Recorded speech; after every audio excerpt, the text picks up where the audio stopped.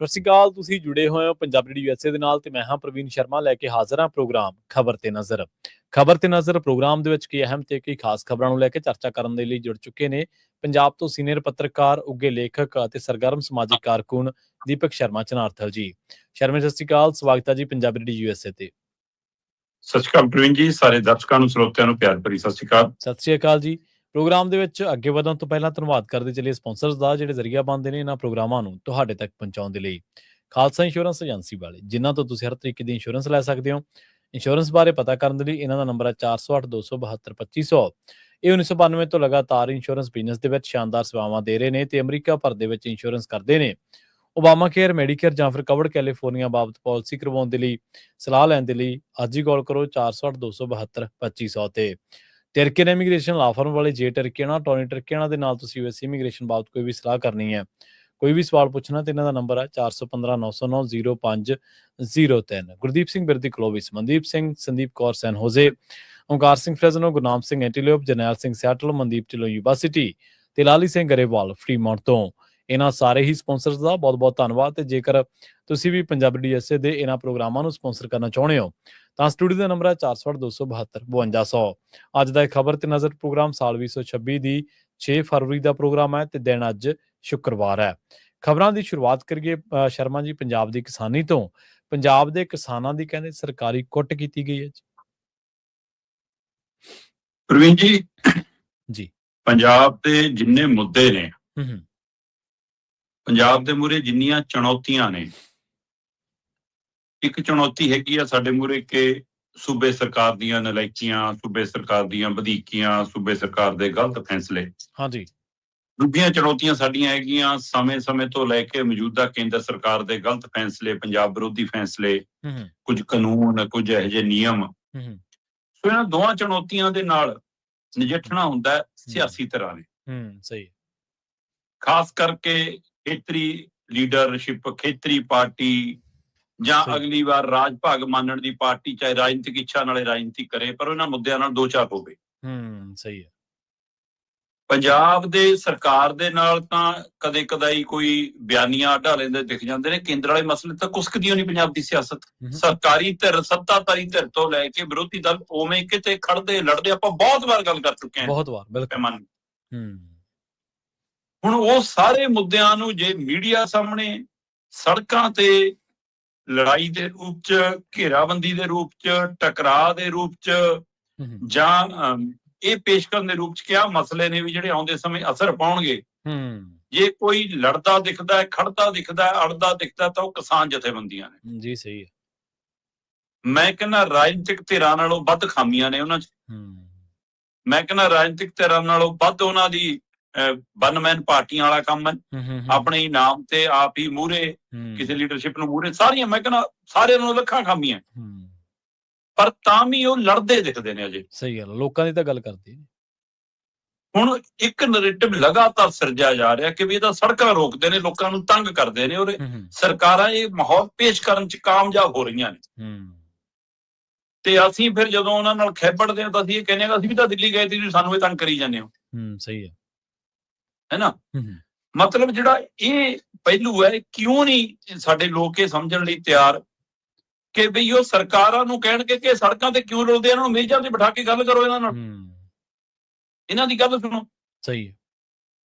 ਸਰਕਾਰ ਚਾਹੇ ਟ੍ਰੇਡ ਯੂਨੀਅਨਾਂ ਨੇ, ਚਾਹੇ ਮੁਲਾਜ਼ਮ ਜਥੇਬੰਦੀਆਂ ਨੇ, ਚਾਹੇ ਬੇਰੁਜ਼ਗਾਰ ਯੂਨੀਅਨਾਂ ਨੇ, ਚਾਹੇ ਕਿਸਾਨ ਜਥੇਬੰਦੀਆਂ ਨੇ, ਚਾਹੇ ਮਜ਼ਦੂਰ ਨੇ, ਚਾਹੇ ਕਾਰੋਬਾਰੀ ਨੇ, ਚਾਹੇ ਹੋਰ ਧਿਰਾਂ ਨੇ, ਜਿਹੜੀਆਂ ਧਿਰਾਂ ਮਤਲਬ ਲੜਦੀਆਂ ਨੇ ਜਾਂ ਸਮਾਂ ਮੰਗਦੀਆਂ ਨੇ ਸਰਕਾਰ ਤੋਂ ਆਪਣੇ ਪ੍ਰਦਰਸ਼ਨ ਦੌਰਾਨ ਕਿ ਅਸੀਂ ਗੱਲਬਾਤ ਕਰਨਾ ਚਾਹੁੰਦੇ ਹਾਂ, ਚੰਡੀਗੜ੍ਹ ਬੁਲਾ ਕੇ ਵੀ ਤਰੀਕਾਂ ਦੇ ਕੇ ਵੀ ਉਹਨਾਂ ਨਾਲ ਬੈਠਕਾਂ ਨਹੀਂ ਹੁੰਦੀਆਂ।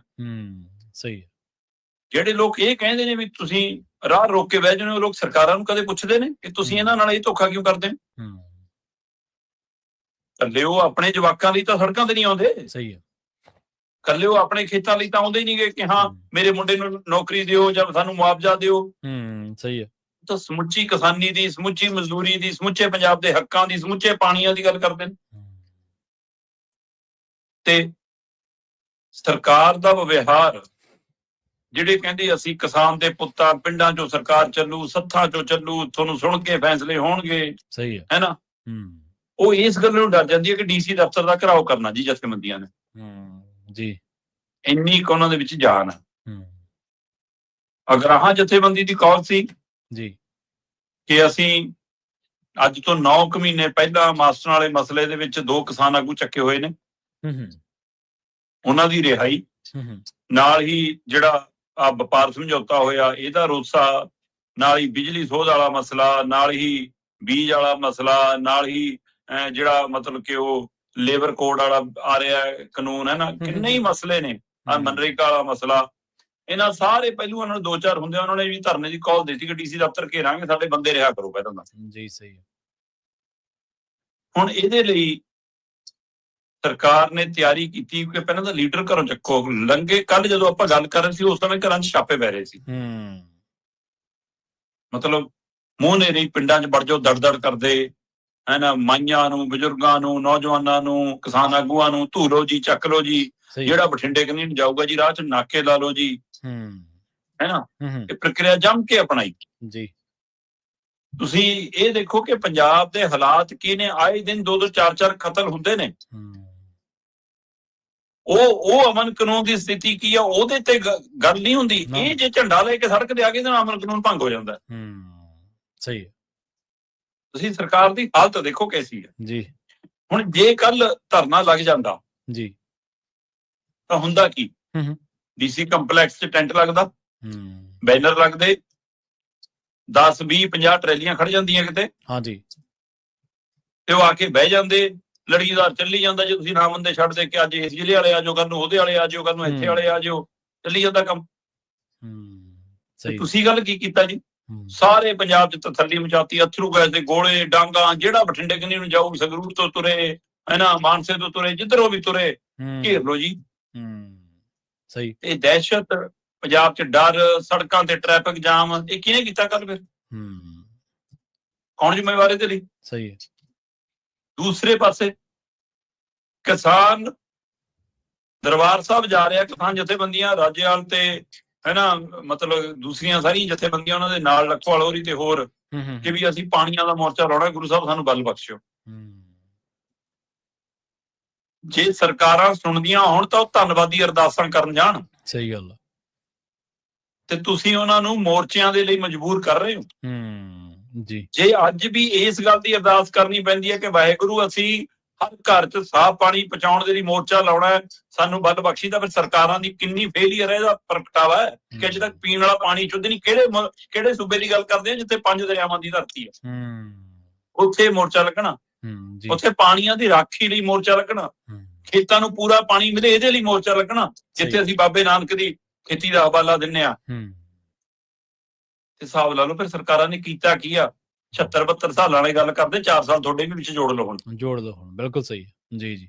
ਸੋ ਇਸ ਲਈ ਇਹ ਚੁਣੌਤੀਆਂ ਨਾਲ 2-4 ਹੁੰਦਾ ਪੰਜਾਬ, ਸੋਚਣਾ ਪੈਣਾ ਸਾਨੂੰ ਕਿ ਕੀ ਇਕਜੁੱਟ ਹੋ ਕੇ। ਮੈਨੂੰ ਲੱਗਦਾ ਸਮੁੱਚੀਆਂ ਜਥੇਬੰਦੀਆਂ ਦੀ ਜਮਾਤਾਂ ਨੂੰ ਨਾ ਇਕੱਠੇ ਇੱਕ ਪਲੇਟਫਾਰਮ ਤੇ ਆਉਣਾ ਚਾਹੀਦਾ, ਚਾਹੇ ਉਹ ਛੋਟਾ ਦੁਕਾਨਦਾਰ ਹੈ, ਚਾਹੇ ਉਹ ਕਾਰੋਬਾਰੀ ਹੈ, ਚਾਹੇ ਪੇਂਡੂ ਖੇਤਰ ਦੇ ਵਿੱਚ ਕੋਈ ਕਿਰਤ ਕਰਨ ਵਾਲਾ ਬੰਦਾ, ਚਾਹੇ ਉਹ ਸ਼ਹਿਰੀ ਖੇਤਰ ਦੇ ਵਿੱਚ ਹੈ, ਚਾਹੇ ਕਿਸਾਨ ਜਥੇਬੰਦੀ। ਔਰ ਕਿਸਾਨ ਜਥੇਬੰਦੀਆਂ ਨੂੰ ਵੀ ਆਪਣੇ ਫੰਡ ਗਰਾਊਂਡ ਤੋਂ ਉੱਪਰ ਉੱਠ ਕੇ ਇਹਨਾਂ ਮਸਲਿਆਂ ਨਾਲ ਸੰਜੀਦਗੀ ਨਾਲ ਲੜਨਾ ਪੈਣਾ। ਮੈਨੂੰ ਲੱਗਦਾ ਇਹ ਵੱਡੀ ਲੜਾਈ ਆ, ਇਹ ਨਾ ਰਾਜਨੀਤਿਕ ਤਰ੍ਹਾਂ ਤੋਂ ਹੁਣ ਉਮੀਦ ਟੁੱਟਦੀ ਜਾ ਰਹੀ ਹੈ ਲੋਕਾਂ ਦੀ। ਜੀ ਬਿਲਕੁਲ। ਜਦੋਂ ਨਾ ਉਮੀਦੀ ਆਪ ਹੀ ਜਗਾਉਂਦੀਆਂ ਨੇ ਰਾਜਨੀਤਿਕ ਧਿਰਾਂ, ਤੇ ਫਿਰ ਉਮੀਦ ਤਾਂ ਟੁੱਟਣੀ ਹੈ ਜੀ। ਇੱਕ ਤੁਸੀਂ ਲਾਅ ਐਂਡ ਆਰਡਰ ਦਾ ਜ਼ਿਕਰ ਕੀਤਾ ਸੀ ਸ਼ਰਮਾ ਜੀ ਵਿੱਚ, ਤੇ ਪੰਜਾਬ ਦੀ ਕਹਿੰਦੇ ਹਾਲਤ ਨਿਗਰੀ ਪਈ ਆ। ਆਮ ਆਦਮੀ ਪਾਰਟੀ ਦੇ 2 ਆਗੂਆਂ ਦਾ 24 ਘੰਟਿਆਂ ਦੇ ਵਿੱਚ ਕਤਲ ਹੋ ਗਿਆ ਜੀ। ਪ੍ਰਵੀਨ ਜੀ, ਪੰਜਾਬ ਸਰਕਾਰ ਦੇ ਡੀਜੀਪੀ ਨੂੰ ਅਦਾਲਤ 'ਚ ਬਾਰ-ਬਾਰ ਅਮਨ ਕਾਨੂੰਨ ਦੀ ਸਥਿਤੀ ਲਈ ਝਾੜਾਂ ਪੈਣ,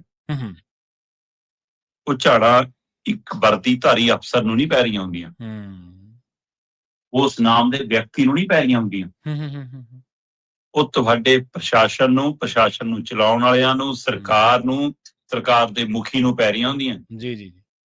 3 ਕਰੋੜ ਲੋਕਾਂ ਦਾ ਨੁਮਾਇੰਦਾ ਮੈਂ, 3 ਕਰੋੜ ਲੋਕਾਂ ਦਾ ਨੁਮਾਇੰਦਾ ਭਾਂਡੇ 'ਚ ਕਿਉਂ ਵੜ ਜਾਂਦਾ ਫਿਰ ਜਦੋਂ ਇਹੋ ਜਿਹੀ ਸਥਿਤੀ ਹੁੰਦੀ ਹੈ? 3 ਕਰੋੜ ਲੋਕਾਂ ਦੇ ਨੁਮਾਇੰਦੇ ਨੂੰ ਲੋਕ ਦਿਖਦੇ ਹੀ ਨਹੀਂ। ਸਹੀ ਗੱਲ, ਬਿਲਕੁਲ। ਤੁਸੀਂ ਜਿਸ ਸਥਿਤੀ 'ਚ ਲਿਆ ਕੇ ਪੰਜਾਬ ਨੂੰ ਖੜਾ ਕੀਤਾ, ਬਿਲਕੁਲ ਜੀ, ਅਸੀਂ ਭਗਵੰਤ ਮਾਨ ਦੀ ਗੱਲ ਨੂੰ ਵੱਡੀ ਕਰ ਦਿੰਦੇ ਹਾਂ ਕਿ ਜੀ ਇਹ ਗੈਂਗਸਟਰ ਅਕਾਲੀਆਂ ਨੇ ਪੈਦਾ ਕੀਤੇ, ਕਾਂਗਰਸੀਆਂ ਨੇ ਪੈਦਾ ਕੀਤੇ। ਹਰ ਸਟੇਜ ਤੇ ਇਹੀ ਕਹਿੰਦੇ ਆ ਨਾ।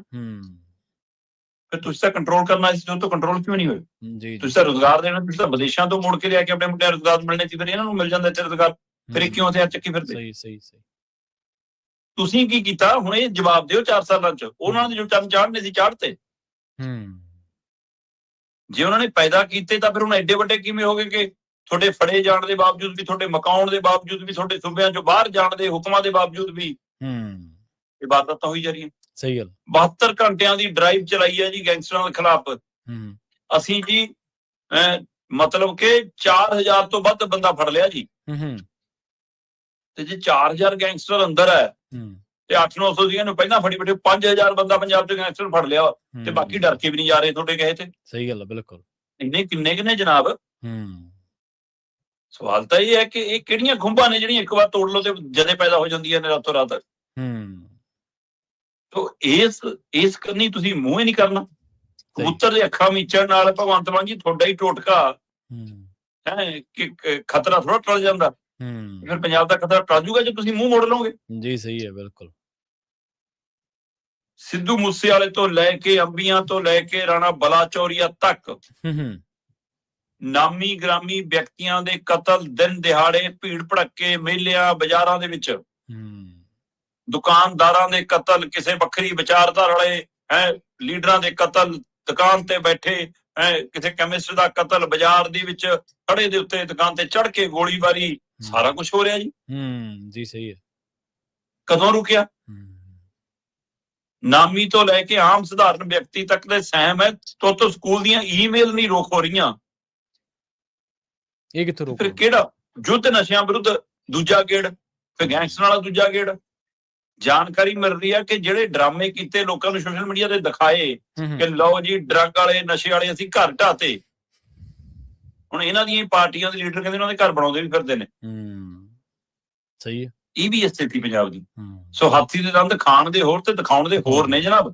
ਜੀ ਸਹੀ ਹੈ, ਬਿਲਕੁਲ। ਹੁਣ ਜੇ ਆਪਾਂ ਤਾਜ਼ੀ ਸਥਿਤੀ ਦੀ ਗੱਲ ਕਰੀਏ, ਇੱਕ ਦਿਨ ਪਹਿਲਾਂ ਪੰਜਾਬ ਦਾ ਡੀਜੀਪੀ ਇਸੇ ਅਮਨ ਕਾਨੂੰਨ ਦੇ ਮਾਮਲੇ 'ਚ ਅਦਾਲਤ 'ਚ ਖੜ ਕੇ ਝਾੜਾਂ ਖਾ ਰਿਹਾ ਹੁੰਦਾ। ਉਸੇ ਸਮੇਂ ਤਰਨਤਾਰਨ ਦੇ ਵਿੱਚ ਆਮ ਆਦਮੀ ਪਾਰਟੀ ਨਾਲ ਸੰਬੰਧਿਤ ਇੱਕ ਸਰਪੰਚ ਦਾ ਪਿੰਡ ਦੀਆਂ ਬਰੂਹਾਂ ਤੇ ਕਤਲ ਹੁੰਦਾ। ਕਾਰਨ ਕੀ ਹੈ ਜੀ? ਕਹਿੰਦੇ ਰਾਜਨੀਤਿਕ ਰੰਜਿਸ਼ ਹੈ ਜੀ। ਮਰਨ ਵਾਲਾ ਕੌਣ ਹੈ ਜੀ? ਕਹਿੰਦੇ ਆਮ ਆਦਮੀ ਪਾਰਟੀ ਦਾ ਸਰਪੰਚ ਹੈ। ਮਾਰਨ ਵਾਲਾ ਕੌਣ ਹੈ ਜੀ? ਆਮ ਆਦਮੀ ਪਾਰਟੀ ਦੀ ਟਿਕਟ ਦਾ ਦਾਅਵੇਦਾਰ ਸੀ ਸਰਪੰਚੀ ਦਾ ਜੀ। ਉਹ ਅੱਛਾ।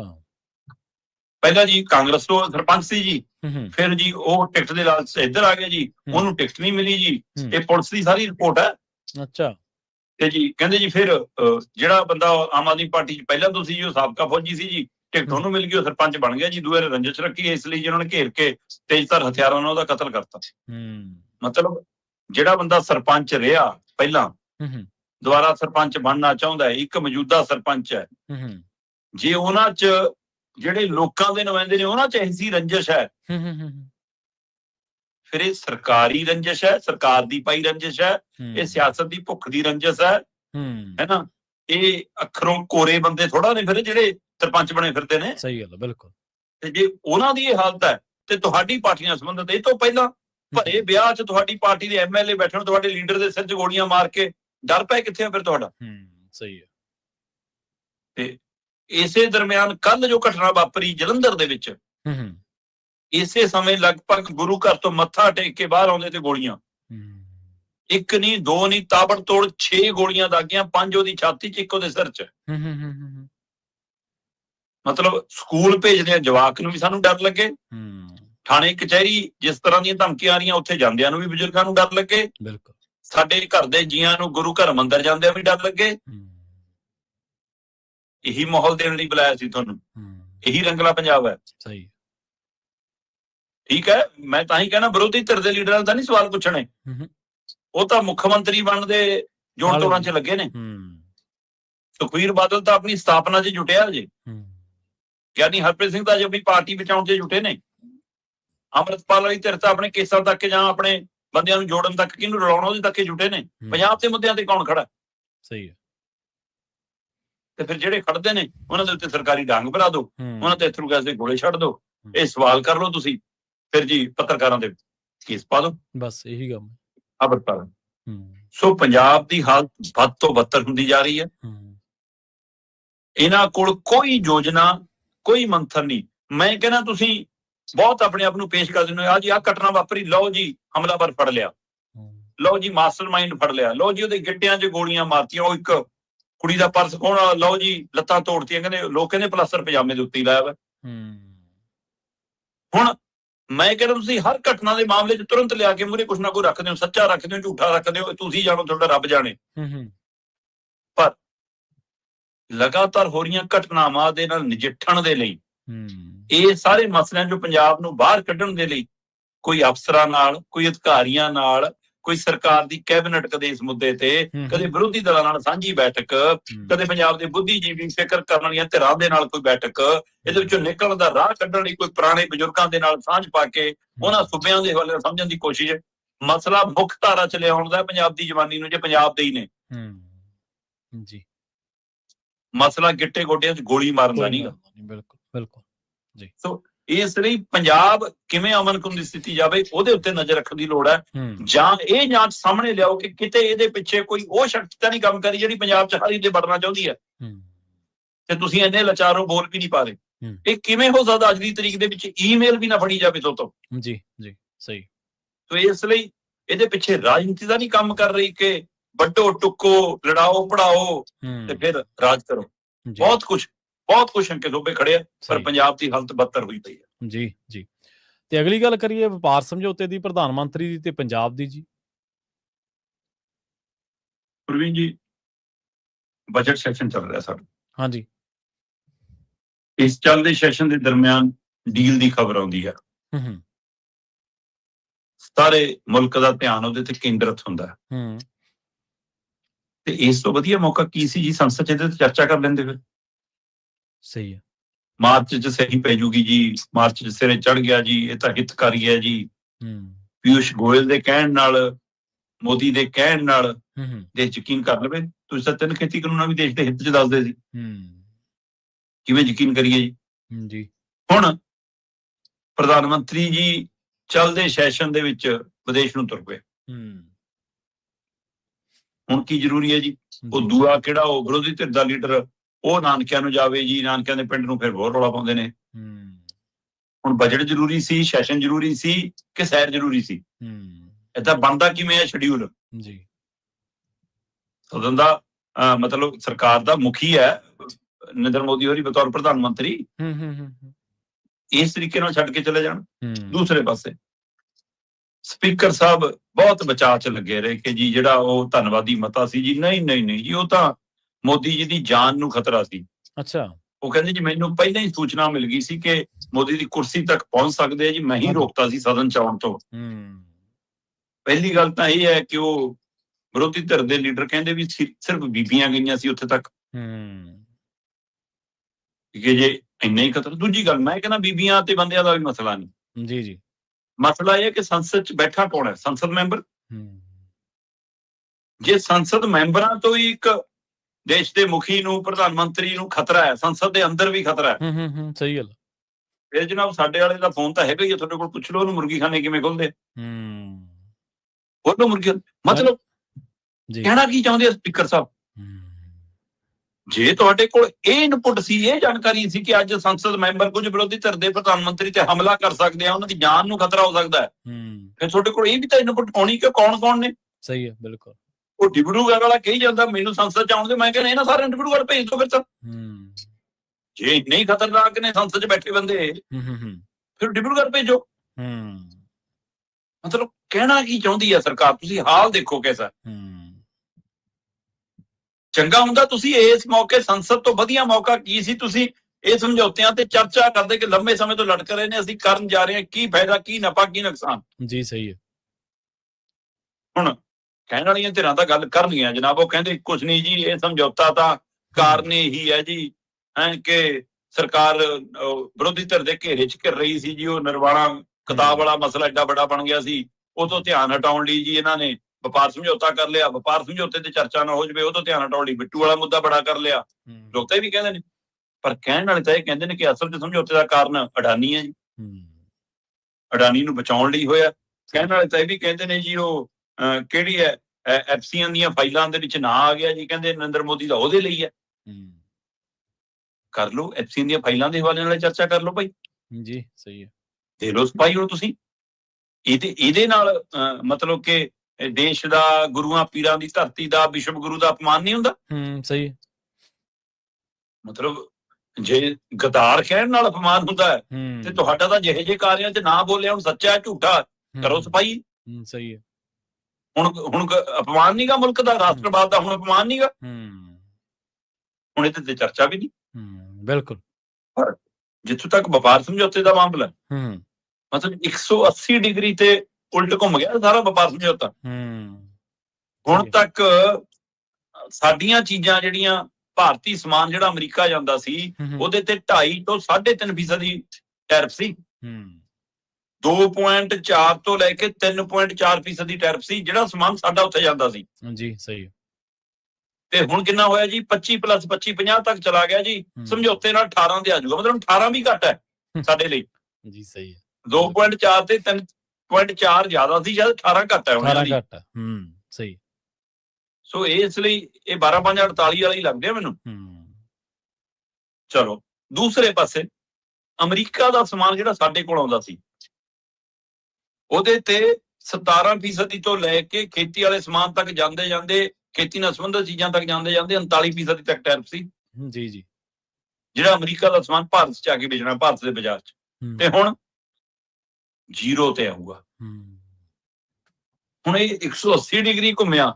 ਇਹ ਹੁਣ ਪ੍ਰਾਪਤੀ ਹੈ, ਫੇਲੀਅਰ ਹੈ, ਫਾਇਦਾ ਹੈ, ਨਫਾ, ਇਹ ਤਾਂ ਜੀ ਜਾਂ ਸਾਡੇ ਰਾਸ਼ਟਰੀ ਮੀਡੀਆ ਸਮਝਾਉਂਦੇ ਨੇ ਜਾਂ ਇਹਨਾਂ ਦੇ ਆਰਥਿਕ ਮਹਾਰੇ ਦੱਸ ਸਕਦੇ ਨੇ। ਬਿਲਕੁਲ, ਉਹਨਾਂ ਨੂੰ ਵਿਆਖਿਆ ਕਰਨੀ ਹੁੰਦੀ। ਪਰ ਸਵਾਲ ਇਹ ਹੈ ਕਿ ਵਪਾਰ ਸਮਝੌਤੇ ਤੋਂ ਬਾਅਦ ਅਮਰੀਕਾ ਦੇ ਅਧਿਕਾਰੀ, ਅਮਰੀਕਾ ਦੇ ਮੰਤਰੀ, ਖੇਤੀਬਾੜੀ ਮੰਤਰੀ, ਅਮਰੀਕਾ ਦੇ ਰਾਸ਼ਟਰਪਤੀ ਤੱਕ ਇਹ ਕਹਿ ਰਹੇ ਨੇ ਕਿ ਸਾਡਾ ਖੇਤੀ ਨਾਲ ਸੰਬੰਧਿਤ ਸਹਾਇਕ ਧੰਦਿਆਂ ਵਾਲਾ ਸਮਾਨ ਭਾਰਤ ਦੇ ਖੁੱਲੇ ਬਾਜ਼ਾਰਾਂ 'ਚ ਮਿਲੂਗਾ। ਤੇ ਸਾਡੇ ਪਿਊਸ਼ ਗੋਇਲ ਜੀ ਕਹਿੰਦੇ ਨਹੀਂ ਮਿਲੂਗਾ। ਮੋਦੀ ਜੀ ਕਹਿੰਦੇ ਕਿਸਾਨੀ ਕੇ ਆਗੇ ਮੈਂ ਖੜਾ ਹੂੰ, ਮੇਰੇ ਤੇ ਯਕੀਨ ਕਰੋ। ਅੱਛਾ, ਹੁਣ ਦੋਏ ਧਿਰਾਂ ਤਾਂ ਨਹੀਂ ਝੂਠ ਬੋਲ ਸਕਦੀਆਂ ਜੀ, ਦੋਵਾਂ ਚੋਂ ਇੱਕ ਤਾਂ ਸੱਚਾ ਹੋਊਗਾ ਨਾ। ਤੇ ਫਿਰ ਇਹਦਾ ਜਵਾਬ, ਇਹਦਾ ਯਕੀਨ, ਇਹਦਾ ਭਰੋਸਾ ਖਰੜਾ ਜਾਰੀ ਕਰਕੇ ਹੋਊਗਾ। ਖਰੜਾ ਜਾਰੀ ਕਰ ਦੋ ਉਹਦਾ। ਸਹੀ। ਉਹਦੇ ਪਰ ਕਿਉਂ ਨਹੀਂ ਅਜੇ ਤੱਕ ਲੋਕਾਂ ਤੱਕ ਪਹੁੰਚ ਕੀਤੀ ਜਾ ਰਹੀ? ਸੋ ਜੇ ਇਹਦੇ ਵਿੱਚ ਇਹ ਝੋਲ ਬੋਲ ਹੈਗੀ ਆ ਖੇਤੀ ਵਾਲੀ, ਤਾਂ ਉੱਤਰੀ ਭਾਰਤ ਉਜੜਿਆ ਤੇ ਉੱਤਰੀ ਭਾਰਤ ਵਿੱਚ ਪੰਜਾਬ, ਹਰਿਆਣਾ ਉਜੜਨਾ। ਔਰ ਇਹ ਉਜਾੜਾ ਖੇਤ 'ਚ ਖੇਤੀ ਕਰਨ ਵਾਲੇ ਦਾ ਨਹੀਂ, ਕਿਸਾਨੀ ਦੇ ਨਾਲ ਮਜ਼ਦੂਰੀ ਕਰਨ ਵਾਲੇ ਦਾ ਵੀ ਹੋਊਗਾ। ਉਸ ਆਮਦਨ ਦੇ ਨਾਲ ਪਿੰਡ ਦੇ ਕਸਬੇ ਤੋਂ ਲੈ ਕੇ ਸ਼ਹਿਰ ਤੱਕ ਜਿਹੜਾ ਪੰਜਾਬ ਦਾ ਅਰਥਚਾਰਾ ਜਾਂ ਹਰਿਆਣਾ ਦਾ ਅਰਥਚਾਰਾ ਘੁੰਮਦਾ, ਉਹ ਸਾਰਾ ਬਰਬਾਦ ਹੋਏਗਾ। ਸਾਰਾ ਬਰਬਾਦ ਹੋਊਗਾ। ਸਹੀ ਗੱਲ ਹੈ, ਬਿਲਕੁਲ। ਤੇ ਇਹਦਾ ਮਤਲਬ ਕੀ ਹੈ ਕਿ ਇੱਕ ਪਾਸੇ ਖੇਤੀ ਮਾਰਨੀ ਹੈ, ਦੂਜੇ ਪਾਸੇ ਜ਼ਮੀਨਾਂ ਖੋਹਣੀਆਂ। ਜੀ।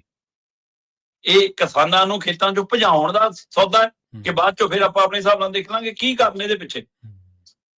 ਹੁਣ ਇਹ ਜਾਂਚ ਦਾ ਵਿਸ਼ਾ ਹੈ ਜੀ।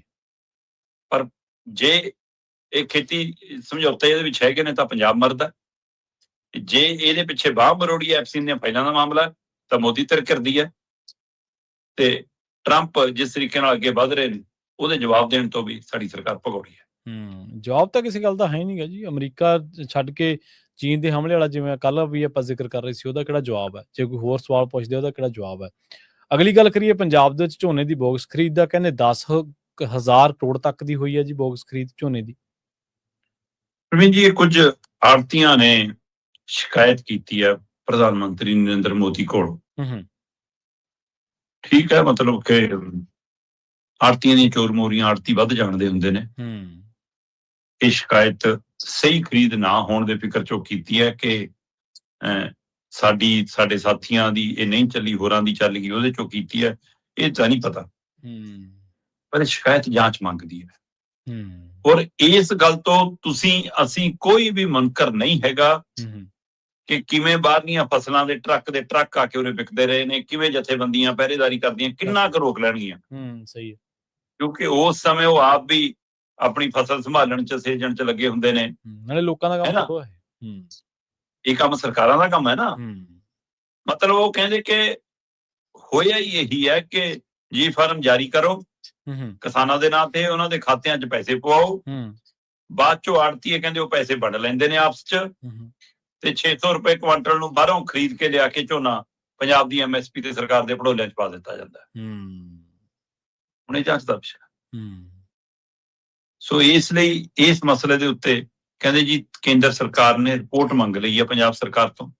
13 ਫਰਵਰੀ ਤੱਕ ਦਾ ਸਮਾਂ ਦਿੱਤਾ, ਲਗਭਗ ਹਫ਼ਤੇ ਦਾ ਸਮਾਂ ਬਣਦਾ, 6 ਦਿਨਾਂ ਦਾ 7 ਦਿਨਾਂ ਦਾ, ਕਿ ਵੀ ਇਹਦੇ ਅੰਦਰ ਇਹ ਸਾਰੀ ਰਿਪੋਰਟ ਸਾਨੂੰ ਤਿਆਰ ਕਰਕੇ ਦਿਓ ਕਿ ਇਹਦੇ ਵਿੱਚ ਕਿੱਥੇ ਕਿੱਥੇ ਕਿੰਨਾ ਮਾਲ ਆਇਆ, ਕਿੰਨੇ ਖੇਤ ਸੀ। ਅਸਲ 'ਚ ਤਾਂ ਪਹਿਲਾਂ ਵੀ ਹੈ ਕਿ ਜਦੋਂ ਇਹ ਸਪਸ਼ਟ ਹੈ ਪੰਜਾਬ 'ਚ ਕਿੰਨਾ ਝੋਨਾ ਲੱਗਿਆ, ਕਿੰਨਾ ਹੜ੍ਹਾਂ 'ਚ ਨੁਕਸਾਨ ਹੋਇਆ, ਕਿੰਨਾ ਏਰੀਆ ਸਾਡਾ ਬਿਲਕੁਲ ਖਤਮ ਹੋਇਆ, ਤੇ ਉਹਦੇ ਬਾਵਜੂਦ ਵੀ ਇਹ ਅੰਕੜੇ ਤਾਂ ਇਕੱਠੇ ਕਰਨੇ ਕੋਈ ਔਖੇ ਨਹੀਂ ਜਨਾਬ। ਜੀ ਜੀ ਸਹੀ ਹੈ। ਮਤਲਬ ਜਿਨ੍ਹਾਂ ਨੂੰ ਡਰੋਨ ਰਾਹੀਂ ਮਾੜੀ ਜੀ ਅੱਗ ਵੀ ਦਿਖ ਜਾਂਦੀ ਆ ਹੈ ਨਾ, 1 ਬਿੱਗੇ 'ਚ ਲੱਗੀ ਵੀ, ਉਹਨਾਂ ਨੂੰ ਨੁਕਸਾਨ ਵੀ ਨਹੀਂ ਦਿਖਦਾ ਤੇ ਉਹਨਾਂ ਨੂੰ ਪੈਦਾਵਾਰ ਦਾ ਅੰਕੜਾ ਵੀ ਨਹੀਂ ਦਿਖਦਾ। ਕਮਾਲ ਹੈ ਇਹ ਕੱਲਾ ਆੜਤੀਆ ਅਜਿਹੀ ਖਰੀਦ ਦੀ ਖੇਡ ਨਹੀਂ ਕਰ ਸਕਦਾ ਜਦੋਂ ਤੱਕ ਉਹਦੇ ਨਾਲ ਅਮਲਾ ਪਾਲਾ ਨਾ ਮਿਲਿਆ ਹੋਵੇ। ਸੋ ਜਾਂਚ ਮੈਨੂੰ ਲੱਗਦਾ ਅਫਸਰਾਂ ਤੋਂ ਸ਼ੁਰੂ ਕਰਨੀ ਚਾਹੀਦੀ ਹੈ, ਪਰ ਅਫਸੋਸ ਸਾਡੇ ਉਲਟਾ ਹੁੰਦਾ। ਹੁਣ ਜਿਹੜੀ ਰਿਪੋਰਟ ਤਿਆਰੀ ਕਰਨੀ ਹੈ ਉਹਨਾਂ ਨੇ ਤਿਆਰ ਕਰਨੀ ਹੈ ਜਿਹੜੇ ਨਾਲ ਖਰੀਦ 'ਚ ਲੱਗੇ ਹੁੰਦੇ ਆ। ਚੱਜ ਤਾਂ ਉਹੀ ਸਿਖਾਉਂਦੇ ਆ ਜੀ ਪਹਿਲਾਂ, ਬੰਦੇ ਨੂੰ ਨਹੀਂ, ਆਮ ਲੋਕ ਬੰਦਿਆਂ ਨੂੰ ਨਹੀਂ ਪਤਾ ਹੁੰਦਾ ਵੀ ਕਿਵੇਂ ਕੀ ਹੋ ਸਕਦਾ। ਉਹ ਚੱਜ ਸਿਖਾਉਂਦੇ ਆ, ਪਹਿਲਾਂ ਟ੍ਰੇਨਿੰਗ ਦਿੰਦੇ ਕਿ ਐਂ ਕਰ, ਉਸ ਤੋਂ ਬਾਅਦ ਸਾਨੂੰ ਹਿੱਸਾ ਪੱਤੀ ਦੇ। ਹਾਂਜੀ, ਜਿਹੜੇ ਬੀਬੀ ਭੱਠਲ ਨੂੰ ਚੱਜ ਸਿਖਾ ਸਕਦੇ ਆ ਚੋਣਾਂ ਜਿੱਤਣ ਦਾ, ਹਾਂ ਆੜਤੀ ਉਹਨਾਂ ਮੂਹਰੇ ਕਿੱਡੀ ਚੀਜ਼ ਹੈ। ਹਾਂ ਥੱਲੇ ਵਾਲੇ ਲੋਕ ਵਿਚਾਰੇ ਕੀ ਚੀਜ਼ ਆ ਉਹਨੂੰ। ਜਾਂਦੇ ਗੱਲ ਕਰੀਏ ਹਿਮਾਚਲ ਦੇ ਉਸ ਫੈਸਲੇ ਦੀ ਸ਼ਰਮਾ ਦੀ, ਜਿਹਦੀ ਕਹਿੰਦੇ ਪੰਜਾਬ ਦੇ ਬਾਰੇ ਵੀ ਇਹ ਗੱਲ ਹੈ ਕਿ ਸਵਾਲ ਹੈ ਕਿ ਕੀ ਪੰਜਾਬ ਵੀ ਅਜਿਹਾ ਫੈਸਲਾ ਕਰ ਸਕਦਾ ਜੀ? ਪ੍ਰਵੀਨ ਜੀ, ਆਪਾਂ ਕਈ ਵਾਰ ਗੱਲ ਕੀਤੀ ਆ ਕਿ ਕਈ ਮੁਲਕ ਅਜਿਹੇ ਸਾਹਮਣੇ ਆਏ ਜਿਨ੍ਹਾਂ ਨੇ ਆਪਣੇ ਛੋਟੇ ਜਵਾਕਾਂ ਦੇ, ਨਾਬਾਲਗ ਬੱਚਿਆਂ ਦੇ ਹੱਥਾਂ 'ਚੋਂ ਫੋਨ ਵਾਪਸ ਲੈਣ ਦੀ ਕਵਾਇਦ ਤੋਰੀ, ਜਾਂ ਇੰਟਰਨੈਟ ਉਹਨਾਂ ਨੂੰ ਉਪਲਬਧ ਨਹੀਂ ਹੋਏਗਾ, ਜਾਂ ਮਤਲਬ ਕਿ ਮਾਪਿਆਂ ਦੀ ਸਹਿਮਤੀ ਨਾਲ ਕਿੰਨੇ ਸਮੇਂ ਫੋਨ ਮਿਲਣਾ, ਕਿ ਉਹਨਾਂ ਕਈ ਮੁਲਕਾਂ ਦੇ ਵਿੱਚ ਇਹ ਪਹਿਲਕਦਮੀ ਹੋਈ, ਕਿਉਂਕਿ ਅੱਜ ਦੀ ਤਰੀਕ 'ਚ ਚਿੰਤਾਜਨਕ ਵਿਸ਼ਾ ਹੈਗਾ। ਉਸ ਵਿਸ਼ੇ ਦੇ ਵਿੱਚ ਹਿਮਾਚਲ ਨੇ ਇੱਕ ਪਹਿਲਕਦਮੀ ਕੀਤੀ ਹੈ ਕਿ ਸਰਕਾਰੀ ਔਰ ਪ੍ਰਾਈਵੇਟ ਸਕੂਲਾਂ ਦੇ ਵਿੱਚ ਪੂਰਨ ਤੌਰ ਤੇ ਮੋਬਾਈਲ ਬੈਨ ਹੋਏਗਾ ਬੱਚਿਆਂ ਦੇ ਲਈ। ਜੀ, ਇਹ ਚੰਗੀ ਗੱਲ ਹੈ ਨਾ, ਪਰ ਬੱਚੇ ਦੇਖਦੇ ਕਿਹਨੂੰ ਨੇ, ਪ੍ਰਭਾਵ ਕਿਹਨੂੰ ਚਲਾਉਂਦੇ ਨੇ? ਠੀਕ ਹੈ, ਅੱਜ ਕੱਲ੍ਹ ਮਾਪੇ ਵੀ ਕਈ ਵਾਰ ਫੋਨ ਦਿੰਦੇ ਨੇ ਬੱਚੇ ਦੀ ਸੇਫਟੀ ਲਈ ਕਿ ਵੀ ਛੁੱਟੀ ਹੋਣ ਤੇ ਫੋਨ ਕਰਦੀ, ਬਾਹਰ ਦੱਸਦੀ, ਲੋਕੇਸ਼ਨ ਪਾ ਦੀ, ਤੈਨੂੰ ਲੈਣ ਆ ਜਾਾਂਗੇ, ਹਨਾ, ਪਤਾ ਲੱਗਦਾ ਰਹਿੰਦਾ, ਗੱਲ ਹੋ ਜਾਂਦੀ ਹੈ। ਪਰ ਉਹਦੀ ਆੜ ਦੇ ਵਿੱਚ ਕਈ ਨਿਆਣੇ ਜਿੱਦ ਨਾਲ ਵੀ ਲੈਂਦੇ ਨੇ, ਫਿਰ ਕਿੰਨੇ ਫੋਨ ਦੀ ਜ਼ਰੂਰਤ ਹੈ, ਕਿਹੜਾ ਲੈ ਰਹੇ ਨੇ, ਫਿਰ ਉਹ 'ਚ ਨੈਟ ਕਿੰਨੇ ਵਾਲਾ ਪਵਾਇਆ, ਕੀ ਪੈਕੇਜ ਹੈ, ਬਹੁਤ ਕੁਛ ਹੈ। ਜੀ, ਠੀਕ ਹੈ ਨਾ। ਸੋ ਇਸ ਲਈ ਸਮਾਂ ਬਰਬਾਦੀ ਕਿੰਨੀ ਹੈ ਉਹਦੇ ਤੇ, ਪੜ੍ਹਾਈ ਦੀ ਆੜ ਦੇ ਵਿੱਚ ਬੱਚੇ ਹੋਰ ਕਿੱਥੇ ਭਟਕੇ ਜਾਂਦੇ ਨੇ, ਕਿੰਨੇ ਹੀ ਸਵਾਲ ਹੈਗੇ ਨੇ। ਸੋ ਇਹਨਾਂ ਨੂੰ ਦੇਖਦੇ ਹੋਏ ਸਰਕਾਰ ਦੀ ਪਹਿਲਕਦਮੀ ਦਾ ਸਵਾਗਤ ਕਰਨਾ ਬਣਦਾ, ਕਿਉਂ ਕਹਿੰਦੇ ਸਕੂਲ ਪੱਧਰ ਤੇ ਫੋਨ ਨਹੀਂ ਆਊਗਾ। ਸਕੂਲ ਦੇ ਚਗਿਰਦੇ ਦੇ ਵਿੱਚ ਬੱਚਿਆਂ ਦੇ ਝੋਲੇ 'ਚ, ਬੱਚਿਆਂ ਦੇ ਖੀਸੇ ਜੇਬ ਦੇ ਵਿੱਚ ਫੋਨ ਨਹੀਂ ਹੋਊਗਾ। ਜੇ ਫੜਿਆ ਗਿਆ ਤਾਂ ਫੋਨ ਵੀ ਜ਼ਬਤ ਤੇ ਜੁਰਮਾਨਾ ਵੀ ਵੱਡਾ ਲੱਗੂਗਾ। ਠੀਕ ਹੈ। ਹੁਣ ਇਹ ਮਾਪਿਆਂ ਨੂੰ ਵੀ ਸੁਣਿਆ, ਉਹ ਕਹਿੰਦੇ ਕਿ ਬੋਕਸ ਹੁਕਮ ਨਹੀਂ ਹੈ ਕਿ 1 ਮਾਰਚ ਤੋਂ ਲਾਗੂ ਹੋ ਜਾਣੇ ਆ, ਔਰ ਇਸ ਨੂੰ ਗੰਭੀਰਤਾ ਨਾਲ ਲਿਆ ਜਾਵੇ। ਹੁਣ ਲਾਗੂ ਕਿਹਨੇ ਕਰਨੇ ਆ ਜੀ? ਸਕੂਲ ਪੱਧਰ ਤੇ ਅਧਿਆਪਕਾਂ ਨੇ, ਘਰ ਪੱਧਰ ਤੇ ਮਾਪਿਆਂ ਨੇ। ਜੀ। ਤੇ ਜੇ ਮਾਪੇ ਆਪ ਹੀ ਫੋਨ ਲੈ ਕੇ ਬੈਠੇ ਰਹਿਣਗੇ, ਆਪ ਹੀ ਟੈਲੀਵਿਜ਼ਨ ਤੇ ਬੈਠੇ ਰਹਿਣਗੇ, ਆਪ ਹੀ ਜਵਾਕ ਨੂੰ ਕਹਿਣਗੇ ਕਿ ਸਾਡੇ ਕੰਨ ਨਾ ਖਾ, ਫੋਨ ਉੱਧਰ ਬਹਿ ਜਾ ਕੇ, ਫਿਰ ਕਿਵੇਂ ਰੁਕੂਗਾ? ਤੇ ਸਕੂਲ ਦੇ ਵਿੱਚ ਕਿਸੇ ਸਮੇਂ ਮਾਸਟਰਾਂ ਦੇ ਕੰਮ ਕਾਗਜ਼ ਪੱਤਰ ਰਾਹੀਂ ਹੁੰਦੇ ਸੀ, ਡਾਕ ਆਉਂਦੀ ਸੀ, ਡਾਕ ਜਾਂਦੀ ਸੀ, ਕੋਈ ਹੈ ਨਾ ਸੁਨੇਹਾ ਦੇਣਾ, ਕੁਛ ਕਰਨਾ, ਫਿਰ ਲੈਂਡਲਾਈਨ ਫੋਨ ਲੱਗ ਗਏ, ਉਹਦੇ ਤੇ ਸੂਚਨਾਵਾਂ ਆਉਣ ਲੱਗ ਪਈਆਂ। ਹੁਣ ਮੋਬਾਇਲ ਦੇ ਉੱਤੇ ਮਾਸਟਰ ਸਕੂਲ 'ਚ ਆ ਕੇ ਹਾਜ਼ਰੀ ਮੋਬਾਇਲ ਤੇ ਭੇਜੋ ਜੀ, ਹੈ ਨਾ। ਹੁਣ ਜੀ ਤੁਸੀਂ ਕਲਾਸਾਂ ਲਾ ਲਈਆਂ ਜੀ, ਕਿੰਨੇ ਪੀਰੀਅਡ ਲਾ ਲਏ, ਹਾਜ਼ਰੀ ਉਹਦੇ ਪਰ ਭੇਜੋ ਜੀ। ਤੁਸੀਂ ਅੱਜ ਕੀ ਪੜ੍ਹਾਇਆ ਜੀ, ਕੀ ਪੜ੍ਹਾਉਣਾ, ਪਹਿਲਾਂ ਉਹਦੀ ਜਾਣਕਾਰੀ WhatsApp ਗਰੁੱਪ ਤੇ ਪਾਓ ਜੀ, ਹੈ ਨਾ। ਮਿਡ ਡੇ ਮੀਲ 'ਚ ਕੀ ਬਣਾਇਆ ਜੀ, ਥਾਲੀਆਂ ਦੀ, ਪਤੀਲਿਆਂ ਦੀ ਫੋਟੋ ਭੇਜੋ ਜੀ, ਨਿਆਣੇ ਨੇ ਖਾ ਲਈ ਜੀ, ਫੋਟੋ ਭੇਜੋ। ਜਦੋਂ ਮਾਸਟਰ ਫੋਨ ਤੇ ਹੀ ਅਪਡੇਟ ਰਹੂਗਾ, ਪੜ੍ਹਾਊਗਾ ਕਦੋਂ ਜੀ? ਸਹੀ। ਤੇ ਜਦੋਂ ਤੁਸੀਂ ਫੋਨ ਤੇ ਅਪਡੇਟ ਉਹਨੂੰ ਰੱਖੋਗੇ ਤਾਂ ਉਹਦੀ ਆੜ ਦੇ ਵਿੱਚੋਂ ਫਿਰ ਰੀਲਾਂ ਵੀ ਦੇਖੂਗਾ। ਨਿਆਣਿਆਂ ਨੂੰ ਕਹਿ ਕੇ ਖੋਲੋ ਕਿਤਾਬਾਂ ਵੀ ਪੜ੍ਹੋ 8ਵਾਂ ਪਾਠ, ਤੇ ਆਪ ਮੇਜ਼ ਦੇ ਥੱਲਿਆਂ ਜੇ WhatsApp ਚਲਾ ਰਿਹਾ ਹੋਵੇ, ਜਾਂ ਬਾਰ-ਬਾਰ ਮਾਸਟਰ ਨੂੰ ਬਾਥਰੂਮ ਆ ਰਿਹਾ ਹੋਵੇ, ਭੈਣ ਜੀ ਨੂੰ, ਤੇ ਵਾਰ-ਵਾਰ ਬਾਥਰੂਮ ਆ ਜਾਣਾ, ਨਿਆਣੇ ਸਭ ਸਮਝ ਰਹੇ ਹੁੰਦੇ ਆ। ਮੈਂ ਨਹੀਂ ਕਹਿੰਦਾ ਸਾਰੇ ਵਿਚਾਰੇ ਇਹੋ ਜਿਹੇ ਆ, ਪਰ ਜਿਹੜਾ ਇੱਕਾ ਦੁੱਕਾ ਇਹੋ ਜਿਹਾ, ਉਹ ਤੋਂ ਨਿਆਣੇ ਜ਼ਿਆਦਾ ਪ੍ਰਭਾਵਿਤ ਹੋ ਜਾਂਦੇ ਕਿ ਯਾਰ ਜੇ ਮਾਸਟਰ ਕਰ ਸਕਦਾ ਆਪਾਂ ਕਿਉਂ ਨਹੀਂ ਕਰ ਸਕਦੇ। ਸੋ ਜਿਨ੍ਹਾਂ ਨੇ ਆਦਰਸ਼ ਬਣਨਾ, ਉਹਨਾਂ ਨੂੰ ਆਪ ਗੁੜ ਛੱਡਣਾ ਪਊਗਾ, ਫੇਰ ਜਵਾਕਾਂ ਨੂੰ ਕਹਿ ਸਕਦੇ ਹਾਂ। ਸੋ ਇਸ ਲਈ ਇਹ ਓਵਰਆਲ ਸਮਾਜ ਦਾ ਮਸਲਾ। ਜੇ ਸਕੂਲ ਪੱਧਰ ਤੇ, ਕਾਲਜ, ਯੂਨੀਵਰਸਿਟੀਆਂ ਪੱਧਰ ਤੇ ਇਹਨੂੰ ਅਮਲੀ ਜਾਮਾ ਪਹਿਨਾਉਣਾ, ਤਾਂ ਸਾਨੂੰ ਵੀ ਫੋਨ ਦੀ ਵਰਤੋਂ ਆਪ ਵੀ ਸਿਸਟਮ ਨੂੰ ਘਟਾਉਣੀ ਪੈਣੀ ਆ। ਉਹਦੇ ਵਿੱਚ ਅਧਿਆਪਕ, ਪ੍ਰੋਫੈਸਰ, ਤੁਸੀਂ, ਅਸੀਂ, ਮਾਪੇ ਸਭ ਆਉਂਦੇ ਆ। ਸੋ ਇਸ ਲਈ ਹਿਮਾਚਲ ਦਾ ਇਹ ਫੈਸਲੇ ਦਾ ਪਹਿਲਾ ਪੜਾਅ ਸਵਾਗਤਯੋਗ ਹੈ, ਪਰ ਇਸ ਨੂੰ ਅਮਲੀ ਰੂਪ ਪਹਿਨਾਉਣ ਦੇ ਲਈ ਅੱਗੇ ਜਾਣਾ ਪੈਣਾ। ਤੇ ਕੀ ਅਜਿਹੇ ਹੋਰ ਸੂਬੇ ਵੀ ਅਪਣਾਉਣਗੇ, ਉਹਨਾਂ 'ਚ ਪੰਜਾਬ ਵਰਗਾ ਸੂਬਾ ਵੀ ਇਹਦੇ ਬਾਰੇ ਸੋਚੂਗਾ ਜਾਂ ਨਹੀਂ, ਇਹ ਵੀ ਚਰਚਾ ਕਾਫੀ ਹੈ। ਜੀ ਬਿਲਕੁਲ, ਪੰਜਾਬ ਦੇ ਤਾਂ ਜਿਹੜੇ ਮੁੱਖ ਮੰਤਰੀ ਸਾਹਿਬ ਨੇ ਉਹਨਾਂ ਨੇ ਤਾਂ ਇਹਨਾਂ ਚੀਜ਼ਾਂ ਵੱਲ ਕਦੋਂ ਆਉਣਾ, ਉਹਨਾਂ ਦੇ ਤਾਂ ਜਿਹੜੇ ਜ਼ਰੂਰੀ ਕੰਮ ਨੇ ਉਹ ਨਹੀਂ ਉਹਨਾਂ ਤੋਂ ਸੂਤ ਆ ਰਹੇ, ਤੇ ਇਹ ਤਾਂ ਚਲੋ ਫਿਰ ਇੱਕ ਸਮਾਜਿਕ ਸੁਧਾਰ ਦੀ ਗੱਲ ਹੁੰਦੀ ਹੈ ਸਰਕਾਰਾਂ ਦੇ ਲਈ। ਨਹੀਂ ਪ੍ਰਵੀਨ ਜੀ, ਇੱਕ ਕੰਮ ਕੱਲ ਨਜ਼ਰ ਆਇਆ। ਹੂੰ ਕੱਲ ਗੁਰੂ ਰਵਿਦਾਸ ਜੀ ਦੇ ਪ੍ਰਕਾਸ਼ ਦਿਹਾੜੇ ਦੇ ਉੱਤੇ ਹੂੰ ਸਰਕਾਰੀ ਸਮਾਗਮ ਸੀ, ਸਰਕਾਰ ਪੱਧਰ ਦਾ, ਸਾਰੀ ਕੈਬਨਿਟ, ਸਾਰੇ ਦਿੱਲੀ ਵਾਲੇ ਕੱਲ ਨਜ਼ਰ ਆਏ ਉੱਥੇ ਹੂੰ ਗੜਸ਼ੰਕਰ ਦੇ ਖੇਤਰ 'ਚ। ਹੂੰ ਉੱਥੇ ਮੁੱਖ ਮੰਤਰੀ ਸਾਹਿਬ ਪੇਜ ਤੋਂ ਪੜ੍ਹ ਕੇ ਬੋਲ ਰਹੇ ਸੀ ਕੱਲ ਭਾਸ਼ਣ। ਹੂੰ ਕੀ ਮੁੱਖ ਮੰਤਰੀ ਸਾਹਿਬ ਨੂੰ ਇਹ ਲੱਗਿਆ ਕਿ ਮੈਂ ਟਪਲਾ ਖਾ ਜਾਣਾ, ਹੁਣ ਹੂੰ ਮੈਨੂੰ ਪੜ੍ਹ ਕੇ ਬੋਲਣਾ ਚਾਹੀਦਾ? ਕੀ ਕਿਸੇ ਨੇ ਪਾਠ ਪੜਾਇਆ ਕਿ ਮੁੱਖ ਮੰਤਰੀ ਸਾਹਿਬ ਮੁੱਖ ਮੰਤਰੀ ਵਾਂਗ ਵਿਚਰੋ, ਚੁਟਕਲੇ ਬੰਦ ਕਰ ਦੋ? ਕੀ ਇਹ ਪਾਠ ਚੇਤੇ ਕਰ ਲਿਆ ਗਿਆ? ਜਾਂ ਜਿਹੜੇ ਕਹਿੰਦੇ ਸੀ ਕਿ ਹਰਾ ਪੈਨ ਸਾਡੇ ਕੋਲ, ਤੂੰ ਘੁੰਮਣ ਫਿਰਨ ਨੂੰ, ਤੂੰ ਭਾਸ਼ਣ ਦੇਣ ਨੂੰ, ਕੀ ਉਹਨਾਂ ਨੇ ਹੁਣ ਇਹ ਵੀ ਤੈਅ ਕਰ ਲਿਆ ਕਿ ਬੋਲੇਗਾ ਵੀ ਸਾਡੀ ਬੋਲੀ, ਸਕ੍ਰਿਪਟ ਵੀ ਸਾਡੀ, ਭਾਸ਼ਣਾਂ ਲਈ ਵੀ? ਜੀ ਜੀ ਜੀ ਕਿ ਉੱਥੋਂ ਸਕ੍ਰਿਪਟ ਆਉਣ ਲੱਗ ਪਈ? ਇਹ ਬਦਲਾਅ ਕੀ ਹੈ ਹੁਣ ਨਵਾਂ?